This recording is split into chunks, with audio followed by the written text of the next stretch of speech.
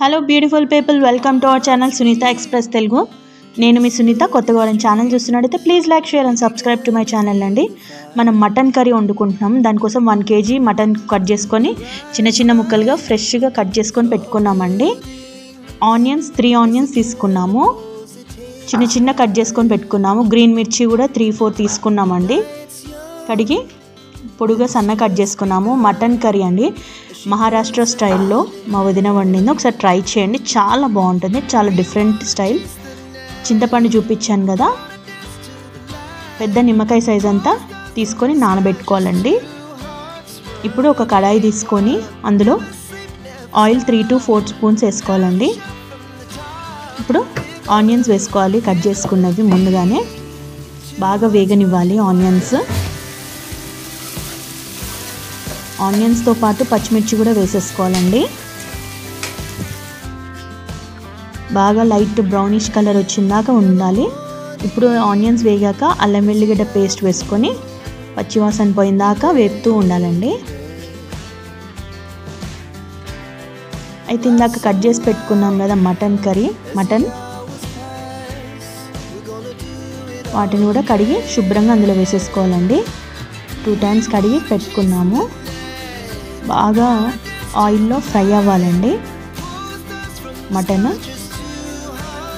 ఇప్పుడు సాల్ట్ వేసుకోవాలండి. దీనికి తగ్గ సాల్ట్ మేము వేసుకుంటున్నాం. మీ సాల్ట్ ఎంత తింటారు ఏంటంటే మీరు వేసుకోండి. నెక్స్ట్ పసుపు వేసుకున్నాము.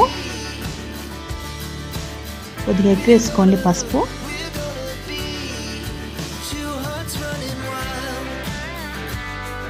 బాగా తిప్పుకుంటూ ఉండాలండి. ఇప్పుడు తిప్పుకున్నాక మధ్యలో మూత పెట్టుకొని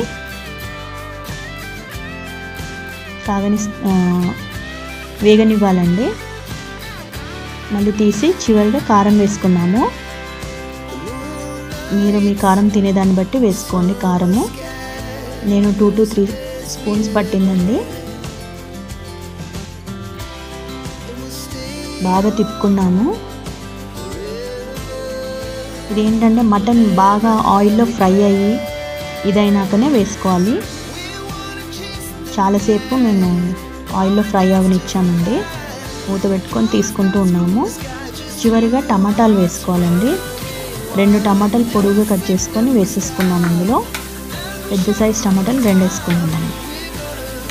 వేసుకొని బాగా తిప్పుకోవాలండి. మటన్లో ఎప్పుడైనా చింతపండు వేయడం చూసారా? లేదు కదా. ఈ స్టైల్లో ఒకసారి ట్రై చేయండి, చాలా బాగుంటుంది. మనం 1 గ్లాస్ నుంచి 1.5 గ్లాస్ దాకా వాటర్ పోసుకోవాలండి. బాగా ఇప్పుడు వేసుకున్నాం కదా, మూత పెట్టుకొని బాగా మసలనివ్వాలి. మటన్ కదా, కొద్ది టైం తీసుకుంటుందండి. మధ్యలో మనం ఒక ముక్క తీసి టేస్ట్ చూసినాము,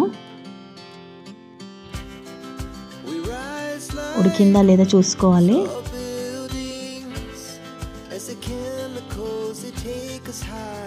చాలా సింపుల్గా, చాలా డిఫరెంట్ స్టైల్ లాగా ఉంటుంది ఇది మటన్ కర్రీ. చాలా వరకు ఉడికిపోయిందండి. ఇప్పుడు ఉప్పు కారం చూసుకోండి టేస్ట్. ఇందాక మనము చింతపండు బాగా నానబెట్టుకున్నాం కదా, దాన్ని రసం తీసి అందులో వేసేసుకోవాలండి.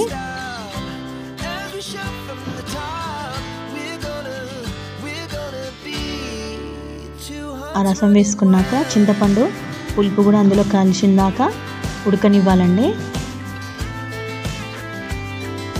మళ్ళీ మూత పెట్టుకొని ఉడకనివ్వాలండి.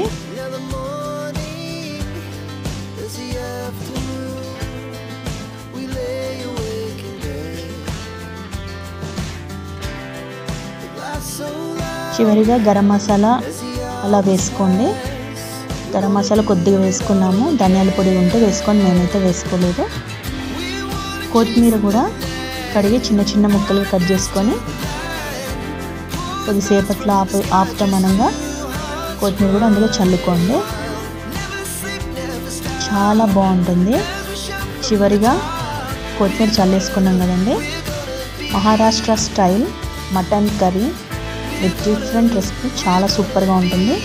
ఉప్పు చూసుకొని చివరిగా వేసుకున్నాను. మీరు కూడా ఉప్పు కారం చూసుకొని వేసుకోండి చివరిగా కావాలనుకుంటే.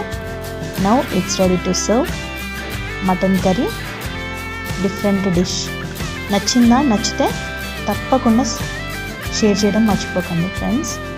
ఇది మా అన్నయ్య వదిన వండారు, కలిసి వండారు. Thank you for watching. Love you all. Bye.